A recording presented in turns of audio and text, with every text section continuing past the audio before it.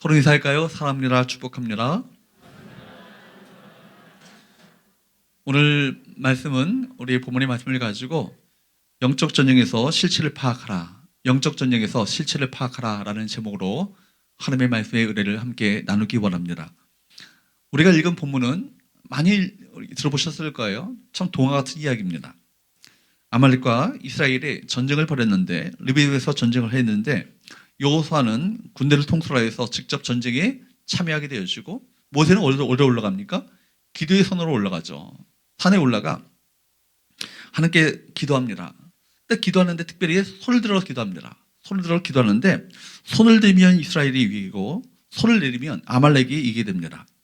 모세의 팔이 피곤하게 되자 함께 있었던 아론과 훌이 한쪽 팔을 또 다른 사람 한쪽 팔을 또 붙잡음으로 말미암아 모세의 손이 해가 지도록 내려오지 않았고 결국 이스라엘은 아말렉을 무찌르고 승리하게 되었다. 그런 이야기입니다. 여러분 이 말씀 이해가 되십니까? 어떤 분들은 이해가 잘 안 될 것입니다. 그러나 여러분 기도하는 사람들은 이해가 됩니다. 기도하는 사람들은 정말 동화 같은 일들이 실제로 일어나는 것을 경험하게 됐거든요.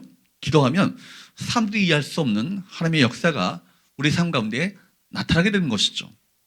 하나님은 이 사건을 통해서 이스라엘 백성들에게 전쟁에 승리하는 아주 중요한 영적 진리를 가르쳐주고 계십니다. 그래서 14절 말씀에 보면 하나님께서는 모세에게 이 사건을 책에 기록하라. 그렇게 기념하라. 기억하도록 해라. 그리고 여호수아의 귀에는 아예 외워서 들리도록 해라. 앞으로 여호수아가 이스라엘 백성들을 이끌고 가나안의 정복 전쟁을 벌이게 될 터인데 이 전쟁에서 승리할 수 있는 비결이 과연 무엇인가? 승리할 수 있는 영적 원리가 과연 무엇인가를 알고 그 원리를 가지고 영적 전쟁에서 승리하라. 이 얘기를 하고 있는 것이죠. 여러분 이 승리 사건은 책에 기록하여서 이스라엘 백성들이 기억하고 기념해야 할 정도로 아주 중요한 사건이라는 것입니다. 단순히 전쟁에서 승리했다는 얘기가 아니죠. 더 중요한 것은 승리의 비밀, 승리의 원리, 영적 전쟁에서 실체가 과연 무엇인가를 우리가 정확히 파악하고 이 전쟁에서 승리해야 한다는 것입니다. 마찬가지죠. 우리는 이 땅 가운데 살아가면서 많은 영적 전쟁을 우리가 벌여나갑니다. 그때마다 이 영적 전쟁에서 어떻게 승리할 것인가 오늘 말씀을 통해서 귀한 비밀을 깨달을 수 있기를 주님으로 축복합니다. 우리 첫 번째 함께 나누기 원하는 것은 따라할까요? 주적이 누구인가를 알라. 주적이 누구인가를 알라는 것입니다. 우리 우리나라 대한민국의 국방 백서에서도 주적이 누구인가를 명시하고 있습니다. 주적을 알아야 우리가 전쟁의 대상, 전쟁을 벌이는 대상을 알 수 있지 않겠습니까? 여러분, 우리 이 본문은요, 신앙생활에서 아주 중요한 부분을 우리 모두에게 알려주고 있습니다. 누군가가 나를 힘들게 하고, 사람들과의 관계에서 뭔가 복잡하게 꼬이고, 사람들로부터 모함을 받고, 비난받는 일이 일어난다면, 우리는 그 사람과 싸우려고 하죠. 그 사람에게 복수하려고 하고, 안갚음을 하려고 합니다. 근데 그러면 안 된다는 거예요? 그러면 여러분 진짜 전쟁에서 지고 만다는 거 아니겠습니까? 먼저 우리가 진짜 싸움의 대상이 우리가 싸워야 될 대상이 과연 누구인가 주적이 누구인가를 우리가 알아야 합니다. 에베소서 6장 12절 말씀에 보면 에베소서 6장 말씀은 우리 영적 전쟁의 중요한 원리들을 가르쳐주고 있는 본문인데 6장 12절 말씀에 보면 이런 말씀이 있습니다. 읽어보도록 할까요? 시작. 우리의 씨름은 혈과 육을 상대하는 것이 아니요 통치자들과 권세들과 이 어둠의 세상 주관자들과 하늘에 있는 악의 영들을 상대함이라. 그러니까 우리 싸움은 혈과 육, 즉 사람들과의 싸움이 아니라는 거예요.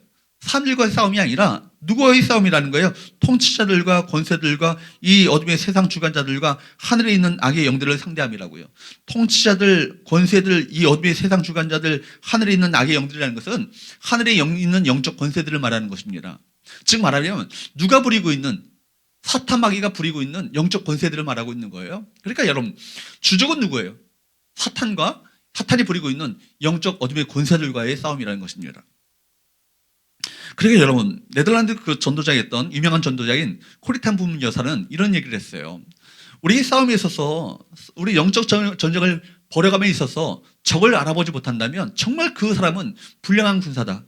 그리고 그 전쟁에서 필경 질 수밖에 없는 것이다. 그런 얘기를 하죠. 영적 전쟁에서 적을 알아보지 못하고 엉뚱한데 총뿌리를 겨눈다면 악을 쏘게 되는 거예요. 그렇죠?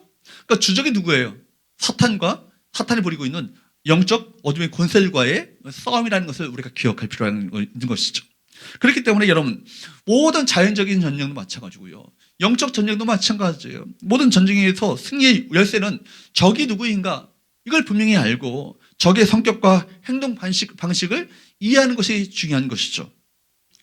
따라서 이 영적 싸움을 볼 수 있는 영적 싸움이 없다면, 영적 전쟁이 없다면, 이 싸움을 볼 수 있는 영적 현장이 없다면 우리 인생은요, 캄캄한 길에서 자충우돌하고 부딪히고 깨지는 삶이 될 수밖에 없는 것입니다. 여러분, 본질은 어디에 올라가야 보입니까? 기도의 산에 올라가야 본질이 보입니다. 기도의 산에 올라가야 실체가 보입니다. 기도의 산에 올라가야 내가 누구와 싸워야 되는 것을 알게 되는 것이죠. 여러분, 그러므로 여러분, 오늘 모세와 같이 기도의 산에 올라가서 보면, 기도의 자리에서 가서 보면 본질이 무엇인지, 실체가 무엇인지를 볼 수 있고 결국 우리 싸움을 승리로 이끌 수 있는 것입니다. 그러므로 우리에게 어떤 사건이 일어났을 때 그때 영적 관점이 굉장히 중요해요. 영적인 눈이 굉장히 중요한 것입니다. 영적인 눈이 열려야 하는 것입니다. 우리가 싸워야 할 대상이 누구인가를 정확히 알아야 이 영적 전쟁에서 승리하는 것 아니겠습니까? 마귀는 우리를 노리죠. 여러분, 베드로전서 이 말씀에 보면 우는 사자처럼 두루다니며 삼킬 자를 찾고 있다고 말합니다. 이는 얼마나 우는 사자처럼 다니면서 삼킬 자를 찾고 있다, 얼마나 무시하고 섬뜩한 말씀입니까? 마귀는 순간순간 우리를 노리고 있어요. 급소가 무엇인지, 연약한 부분이 무엇인지, 어디를 타격해야 내가 내 밥이 될 수 있을 것인지를 알고 우리를 공격해 오는 것이죠.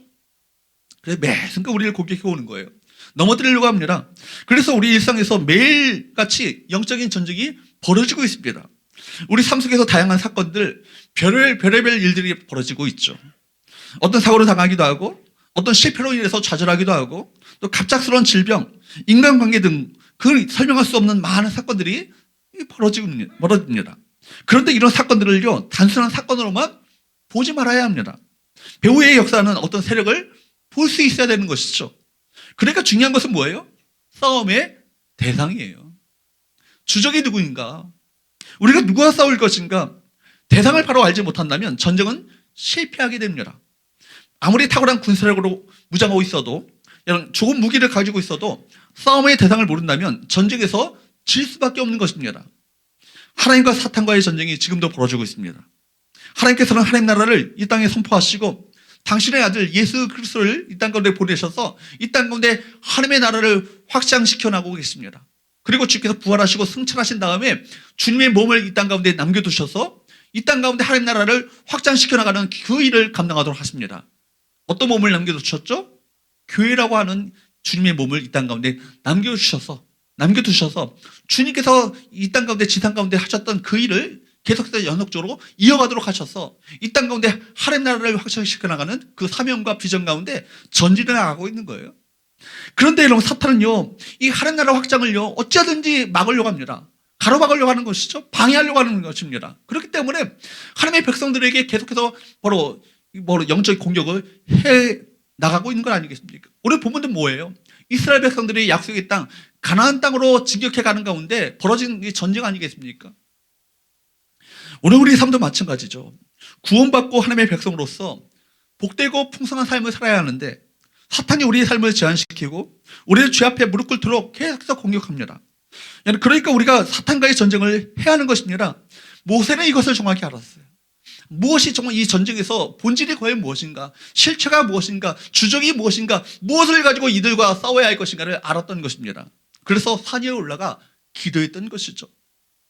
누구와 싸우냐, 이거에 따라서 전략이 달라지고 전력이 달라집니다. 여러분, 무슨 일이 일어날 때 그 배후에 누가 있느냐, 싸움의 대상을 정확히 알고 총구를 거기에 갖다 대야 하는 거 아니겠습니까? 이스라엘 백성들이 승리를 거뒀던 비결은요, 보이는 것과 보이지 않은 것을 구별했다는 것입니다. 모세는 이것을 정확히 보았죠. 보이지 않는 곳에서 보이는 것이 결정된다는 것을 알았습니다. 여러분 보십시오.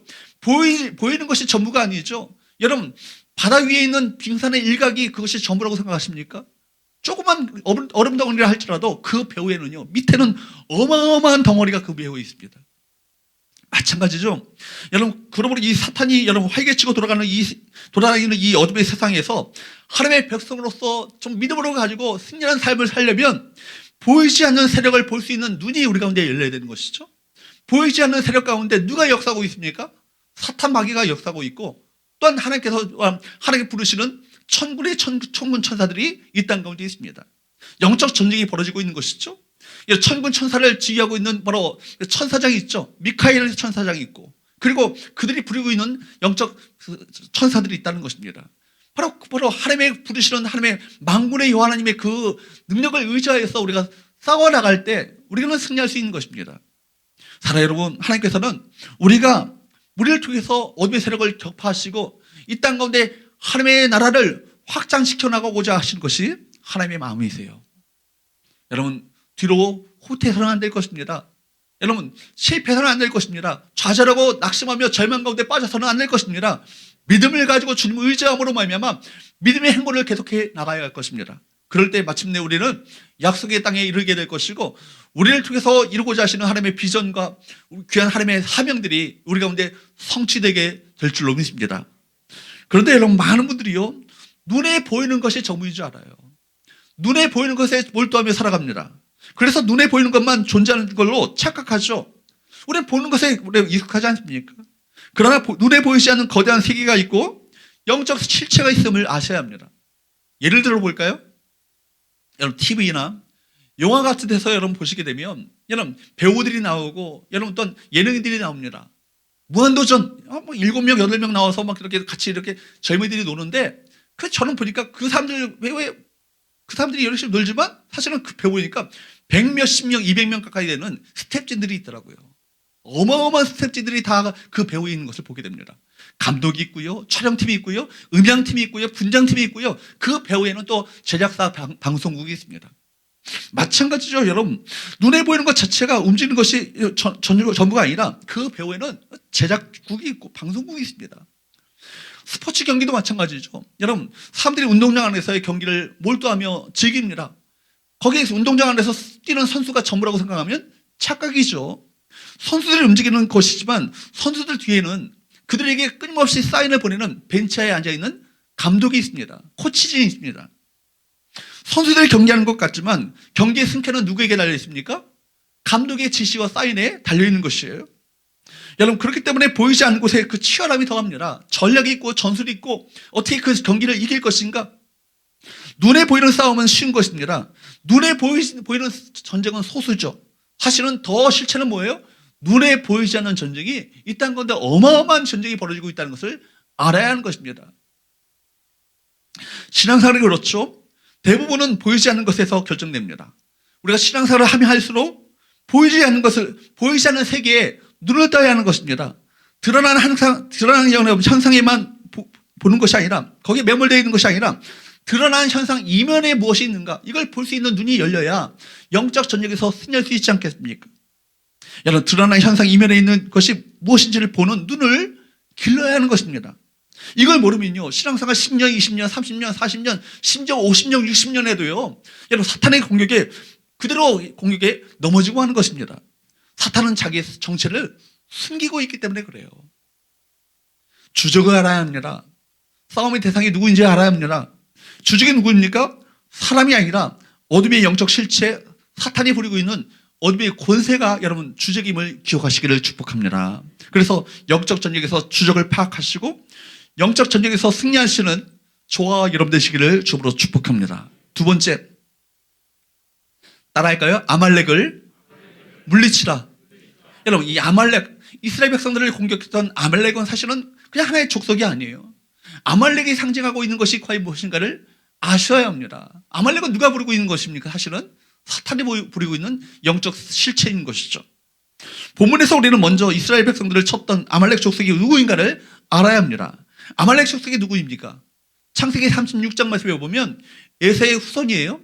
에서의 후손인데, 여러분, 에서의 핏줄만 물려받은 것이 아니라 에서의 삶, 즉 하나님을 경외하지 않고 하나님을 두려워하지 않는 그 삶의 모습들을요 고스란히 이어받았습니다.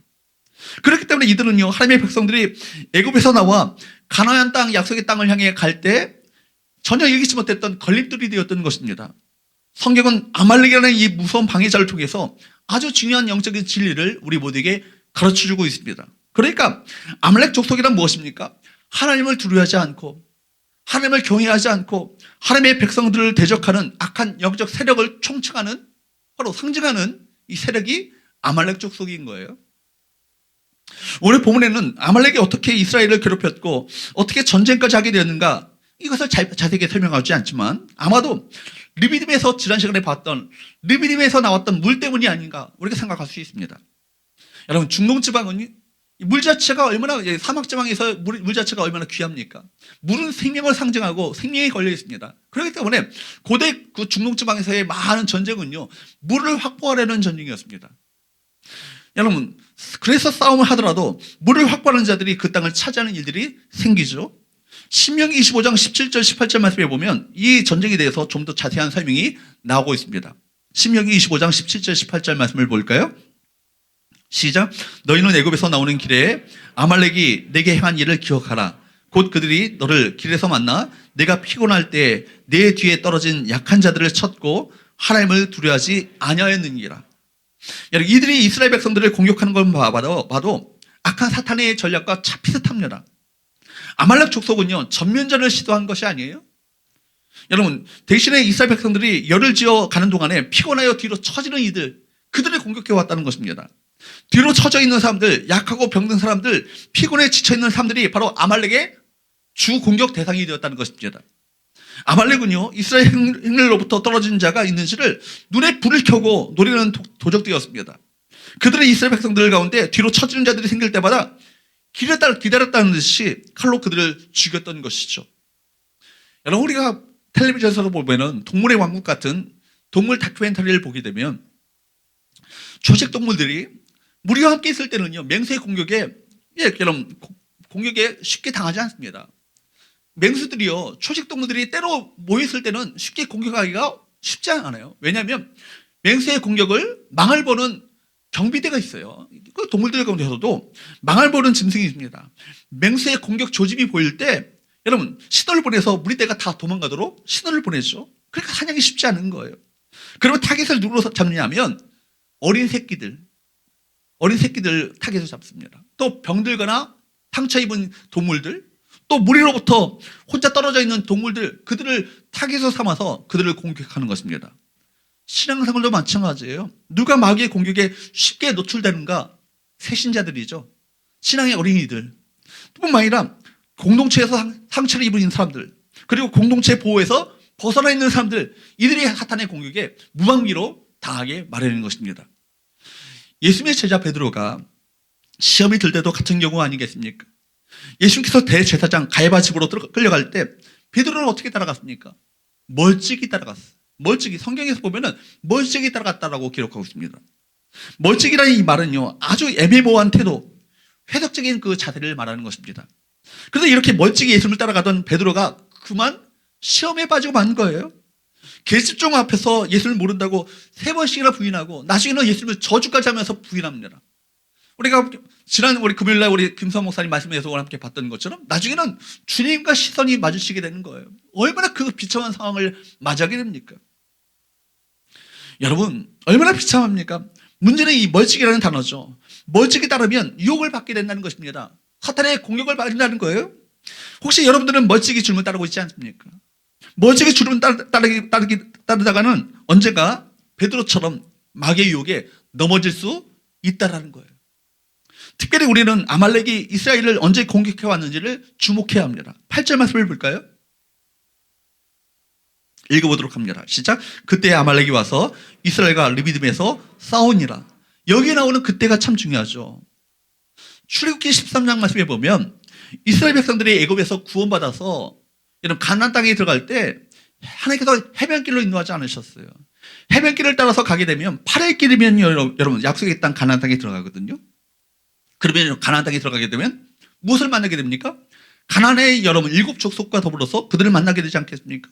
그들과 전쟁을 시작하는 거예요. 훈련받지 못했던 그 이스라엘 백성들이 바로 전쟁을 벌인다면 전쟁이 무서워서 도망가지 않겠어요? 여러분 그래서 여러분 출애굽기 13장 17절 말씀에 보면 하나님께서 이렇게 말씀하시는 거예요. 이 백성이 전쟁을 보면 뉘우쳐 애굽으로 돌아갈까 하셨습니다. 이 백성이 전쟁을 보면 뉘우쳐서 애굽으로 도망갈까 봐 하나님께서 그 길로 인도하지 않으시고 광야길로 인도하셔서 40년 동안 그들을 연단시키시고 훈련시키시고 믿음으로 세우심으로 말미암아 믿음의 세대를 다시금 일으키셔서 가나안 땅으로 이끌어 가시는 것이죠. 여러분, 그 리브딘까지 하나님께서 그들이 인도에 오셨어요. 인도에 오셨는데 거기서 여러분 하나님께서 아말렉과의 전쟁을 허용하셨어요. 왜 그러셨을까요? 때가 되었기 때문입니다. 어떤 때일까요? 두 가지겠죠. 첫째는 이때는 이스라엘 백성들이 리브딤에 와서 반석에서 물이 솟아나오는 그때 그 하나님의 놀라운 기적과 은혜를 체험했을 때입니다. 바로 그 은혜의 순간에 아말렉과 전쟁을 하게 됐다는 거예요. 은혜 받았을 때가 여러분 마귀가 공격하죠. 그죠? 여러분, 이 말은요, 은혜 받은 그때가 다른 한편으로는 악한 영의 유혹이, 악한 영의 공격이 심할 수 있는 때라는 것을 기억해야 합니다. 참 이상하죠? 어떤 분은 말해요. 우리가 은혜 받은 것을 마귀가 기가 막히게 알아. 여러분, 그런 얘기를 하지 않습니까? 그리고 여러분, 은혜 받고 집에 갔더니 마귀가 먼저 와 있더라. 여러분, 부에서 여러분 기도원에서 은혜 이빠이 받고 성령 충만하게 받은 다음에 집에 갔더니 남편이, 아내가, 자식이 여러분 내 은혜를 다 쏟아버리도록 만드는 거예요. 여러분, 그렇게 우리 대적 마귀는요, 우리가 은혜를 체험하고 성령 충만해져서 주님을 위해서 헌신하려고 하면 이상한 일을 일으켜서 은혜를 잃어버리도록 유혹합니다. 그렇게 공격해 오는 거예요. 교회가 하나님께서 주신 비전과 사명을 위해서 전진해 나갈 때 여러분 분열하고 갈등을 일으키게 만들어 놓으라 말미암아 사명을 위해서 살지 못하도록 여러분 방해하는 그 공작을 누가 해요? 사탄 마귀가 하는 거예요. 이것이 사탄의 시스템이고 사탄의 질투인 것입니다. 두 번째, 아말렉이 이스라엘 백성을 공격한 그때를 생각해 본다면 이제 이스라엘 백성들이 아말렉과 전쟁하여서 승리할 수 있는 때인 거예요. 여러분, 만약 물을 마시지 못하고 다 쓰러져 있는 가운데 아말렉이 공격해 왔다면 어떻게 됐을까요? 필경 피하고 말았을 것입니다. 그러나 여러분, 반석에서 나오는 생수를 마시고 샘을 얻어서 대오를 정리했을 때 그때 여러분 아말렉이 쳐들어온 거예요. 그러니까 여러분, 하나님께서 사탄을 하나님께서 시험하지는 않으시지만 우리에게 사탄의 시험을 허용하실 때는 아무 때나 허용하지 않으세요. 감당할 만하니까 그 시험을 허락하시는 것입니다. 지금까지 광야의 어려운 길을 걸어오면서 그들이 믿으면 조금씩 자랐습니다. 연단받고 훈련받고 자랐습니다. 이제는 영적 전쟁을 해도 괜찮다고 하나님께서 판단하신 것 같습니다. 그러니까 여러분, 영적 전쟁을 두려워하거나 악한 영을 두려워할 필요가 없는 거예요. 우리는 사탄의 존재, 악한 영들을 과소평가해서도 안 되겠지만 동시에 너무 두려워할 필요도 없는 것입니다. 왜냐하면 사탄은 피조물입니다. 하나님은 창조주입니다. 바로 사탄은 전능한 존재가 아닌 거예요. 그렇기 때문에 여러분, 이 땅에서 교회와 성도들만이 사탄과 전쟁에서 승리할 수 있는 비결이 뭐냐면 이 땅 가운데 오신 예수님께서 십자가의 죽으심과 부활로 말미암아 사탄의 머리를 박살내버리셨거든요. 그렇기 때문에 우리는 어떤 싸움을 벌이는 것입니까? 이긴 싸움을 벌여나가는 것입니다. 이미 이긴 싸움을 싸워나가는 거예요. 예, 그렇습니다. 어떤 영적 싸움과 갈등이 일어난다 할지라도 성도들은 반드시 승리할 수 있음을 믿으시기를 축복합니다. 만약 감당할 수 없으면 시험도 영적 갈등도 싸움도 허락지 않으십니다. 영적 전쟁에서 우리가 해야 할 일은 뭐냐면 주님 붙잡고 주님 바라보며 주님 의지하면서 믿음을 가지고 후퇴하지 말고 여러분 전진해 나가는 것입니다. 여러분, 그러면 감당할 만하니까 허락하시는 것입니다. 마귀는 우리가 두려워할 대상도 아니고 싸워서 이겨야 할 대상 아니겠습니까? 전쟁에서 승리하게 하실 하나님을 의지하셔서 여러분 전쟁에서 승리를 맛보시는 귀한 저와 여러분 되시기를 주으로 축복합니다. 그렇다면 우리가 하나님을 어떻게 의지할 것인가? 세 번째, 마지막으로 따라할까요? 하나님께 손을 들라. 하나님께 손을 들라는 거예요. 모세는요, 하나님께 손을 드는 것이 모든 싸움의 승패를 결정짓는다는 것을 알았습니다. 그가 광야 행진을 하다가 아말렉으로부터 기습 공격을 받았을 때 이 싸움의 본질이 과연 무엇인지를 알았어요. 아말렉의 배후에 누가 있다? 어둠의 권세가 있다는 거예요. 사탄의 권세가 있다는 거예요. 그걸 알았기 때문에 이 싸움의 승패는 어디에서 결정짓는다? 기도의 자리에서 결정짓는다는 걸 알았어요. 그렇기 때문에 여러분, 여호수아가 전쟁에 바로 한복판에 들어갔을 때 모세는 어디로 올라갑니까? 기도의 산으로 올라가죠. 여러분, 9절 말씀을 볼까요? 9절 말씀을 보도록 합니다. 시작. 모세가 여호수아에게 이르되 우리를 위하여 사람들을 택하여 나가서 아말렉과 싸우라. 내일 내가 하나님의 지팡이를 손을 잡고 산 꼭대기에 서리라. 본문을 그렇게 계속해서 읽어보면 기도하는 모세의 팔이 내려지면 이스라엘 백성들이 어떻게 돼요? 지는 거예요. 모세의 팔이 올라가면 어떻게 됩니까? 이깁니다. 여러분, 이 중요한 장면이 묘사되고 있어요. 현실에서 최선을 다하는 것도 중요하지만 인생의 궁극적인 승패는 어디에 달려있다? 기도하는 손에 달려있다. 여러분, 인생의 궁극적인 승패는 하나님을 향한 두 팔에 달려있음을 보여주는 대목 아니겠습니까? 이런 우리 싸움이 공중 권세를 잡은 악한 영들과 그 어둠의 권세들과의 싸움임을 바로 말씀하고 있기 때문에, 그렇기 때문에 그 싸움에서 승리의 관건은 바로 기도하는 손에 달려있다는 거예요. 이 사실을 알고 있었던 모세는 아말렉이 공격해 오자 곧바로 기도 현장에 달려가 하나님께 무엇부터 드립니까? 두 손을 드는 거예요. 11절부터 13절까지 말씀, 긴 부분이지만 11절부터 13절까지 말씀 우리가 한번 천천히 읽어보도록 합니다. 시작. 모세가 손을 들면 이스라엘이 이기고 손을 내리면 아말렉이 이기더니 모세의 팔이 피곤함에 그들이 돌을 가져다가 모세 아래에 놓고 그가 그 위에 앉게 하고 아론과 홀이 한 사람은 이쪽에서 한 사람은 저쪽에서 모세의 손을 붙들어 올렸더니 그 손이 해가 지도록 내려오지 아니한지라. 여호수아가 칼날로 아말렉과 그 백성을 쳐서 무찌르느니라. 아멘. 여러분, 얼마나 통쾌한 장면이 나와요. 지금 접전이 벌어지고 있습니다. 여러분 보십시오. 시도 게임이 벌어지는 거예요. 막 밀고 밀리는 그런 치열한 전쟁이 벌어지고 있습니다. 밀고 밀리는 긴장감이 있죠. 여기서 최고의 관심은 뭐냐면 모세가 손을 들고 있는가, 손을 내리고 있는가, 손을 들고 있는가 아니면 내리고 있는가에 따라서 결과가 달라지는 것입니다. 이 전쟁의 한복판에서 두 손을 들었다는 것은 뭘 의미합니까? 몇 가지 의미가 있겠죠. 먼저 두 손을 들었다는 것은 누구를 높이는 거예요? 하나님을 높이는 거예요. 주님을 높이는 거예요. 주님을 찬양하는 것입니다. 시편 134편 2절 말씀을 보도록 할까요? 시작. 성소를 향하여 너희 손을 들고 여호와를 송축하라. 주님만이 이 상황 속에서도 경배를 받으셔야 합니다. 주님만이 바로 이 상황 속에서도 찬양을 받으셔야 합니다. 이런 고백인 것이죠. 그렇게 주님께서 경배를 받으시고 찬양을 받으실 분이라는 것을 나타내 보이는 것입니다. 여러분 아시는 것처럼 여호사밧의 군대, 여러분 모압과 마온과 그 암몬의 세 나라 연합군이 쳐들어왔을 때, 유다 나라를 쳐들어왔을 때 얼마나 무서운, 세 나라가 연합군이 되어서 그들을 쳐들어왔을 때 얼마나 공포스럽고 두려운 상황입니까? 그때 여호사밧이 바로 하나님의 선지자를 통해서 지시를 받아서 그가 한 일이 뭐죠?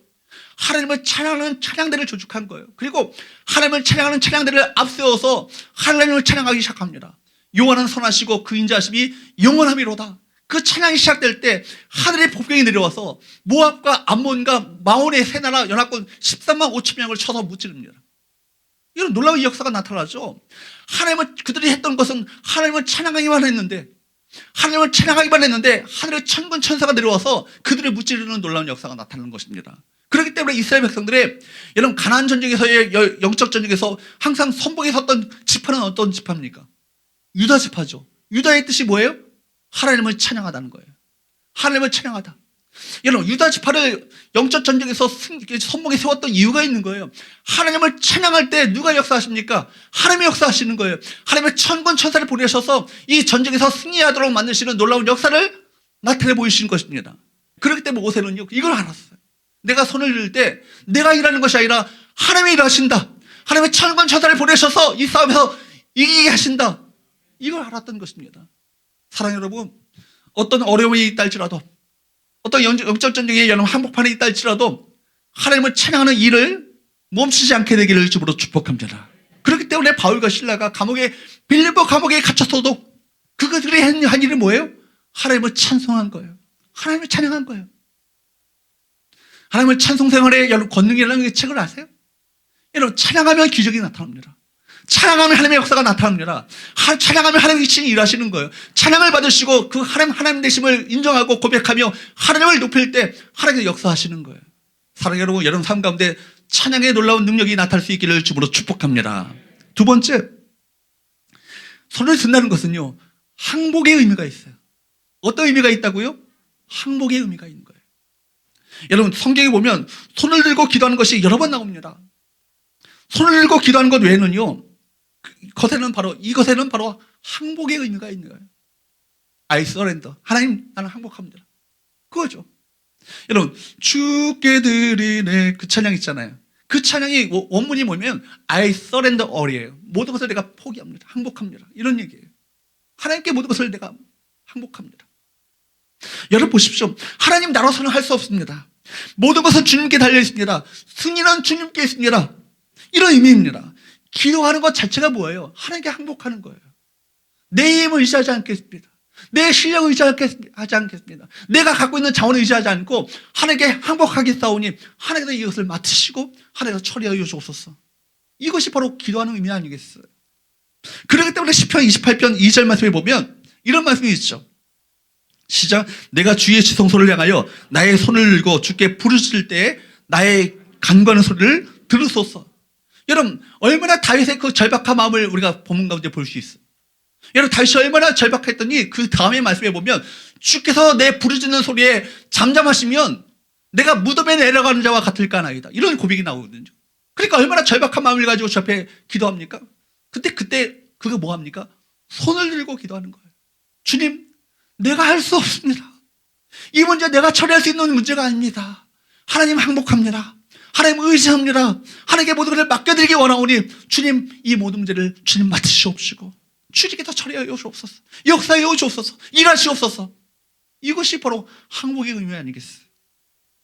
그렇기 때문에 여러분 하나님을 하나님 되심을 인정하는 그 자리에 하나님께서 그 상황을 통치하시고 다스리실 것을 믿고 의지할 때 진정한 항복의 자세가 나오게 되는 거예요. 그렇기 때문에 두 손을 드는 것, 여러분 두 손을 들어 찬양할 때, 여러분 두 손을 들어서 기도할 때 이것은 그런 의미가 있는 거예요. 우리 모든 성도들이 두 손으로 찬양할 수 있기를 축복합니다. 두 손으로 기도할 수 있기를 축복합니다. 하나님께 철저히 항복합니다. 주님 철저히 주 앞에 항복하오니 주님께서 역사하여 주옵소서. 여러분 바로 이 모세는 이런 마음을 가지고 기도했을 것입니다. 하나님 이 싸움은 우리에게 속한 것이 아니라 하나님께 속해 있습니다. 우리는 하나님의 백성이요 하나님께 속한 자들이 아닙니까? 우리가 이 싸움에서 지면 우리는 저들의 포로가 됩니다. 우리는 이 아말렉의 포로가 아니라 하나님의 포로임을 고백하오니 하나님께서 두 손 들고 하나님께 두 손 들고 나갈 때 주님 우리 가운데 역사하여 주옵시고 우리 가운데 일하시옵소서. 그렇습니다. 기도가 항복인 이유가 바로 여기 있는 거예요. 가장 약한 부분을 공격했는데 어떻게 내 힘을 가지고 적군을 막아낼 수 있겠어요? 여러분 우리가 마귀의 포로가 아니라 하나님의 포로가 되어서 하나님 앞에 두 손 들고 나가면 되는 것입니다. 그러면 하나님께서 우리를 대신하여서 적들을 물리쳐 주실 줄로 믿습니다. 어떤 사람은 돈 문제에 유독 약하죠. 어떤 분은 여자 문제, 어떤 이는 감정적인 문제에 걸려 넘어집니다. 어떤 분은 인간관계에서 많은 갈등을 일으키죠. 어떤 이는 일처리 문제에서 자주 걸려 넘어집니다.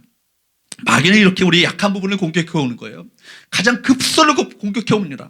급소를 공격할 때 여러분 우리가 그때 여러분 욕심과 정욕과 게으름과 교만의 영으로 공격해 올 때 이 영적 전쟁에서 맞서서 싸워야 되지 않겠습니까? 아말렉을 진멸한다는 것은 그런 영들을 믿음으로 맞서서 물리친다는 것을 의미하는 것이죠. 그러나 우리 힘으로는 좀처럼 악한 영들과 맞설 수 없습니다. 정결하려고 마음먹었지만 여러분 이성이 유혹해 오고 게으름을 청산하고 여러분 열심히 일하려 했지만 사회에서 나를 받아주지 않습니다. 거룩한 새 출발을 다짐하는 나의 앞길에 사탄의 견고한 진이 가로막고 있습니다. 그래서 여러분 우리가 하나님께 항복하는 기도를 드리는 것입니다. 내 힘으로 할 수 없사오니 내 능력으로 할 수 없사오니 내 실력으로 할 수 없사오니 하나님께 그렇게 하나님께 항복할 때 그토록 소멸하기 어려웠던 아말렉의 군사들이 친히 그분의 발 앞에서 엎드러지고 진멸당하는 놀라운 역사가 나타나게 되는 것입니다. 결국 우리 오늘 본문은 모세가 기도하면 전쟁이 이겼고 기도하지 않으면 전쟁에서 지게 되었다는 사실을 말하고 있습니다. 여호수아가 아무리 싸움에 능한 장군인들 여러분 직접 나가서 싸운 것만 가지고는 이길 수 없다라는 거예요. 더 중요한 것은 산 꼭대기의 모세의 기도입니다. 전쟁의 승패 어디에 달려있다고요? 하나님께 기도하는 그 기도에 달려있는 거예요. 기도와 우리의 삶의 관계가 그렇습니다. 모세는 그 현장을 똑똑히 목격하지 않았겠어요? 내가 주 앞에 손을 들었더니 하나님 이 전쟁에서 친히 일하셔서 천군 천사를 보내심으로 말미암아 그들을 섬멸하시고 이기게 하시는 놀라운 하나님의 놀라운 능력을 몸소 체험했을 것입니다. 기도의 손이 올라갈 때 승리하는 것을 보면서 이 전쟁은 육적인 싸움으로 이길 수 있는 전쟁이 아니구나.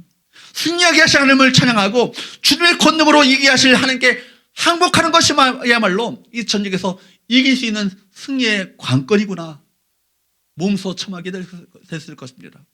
그렇습니다. 여러분, 기도의 산에 올라가야 실체가 보여요.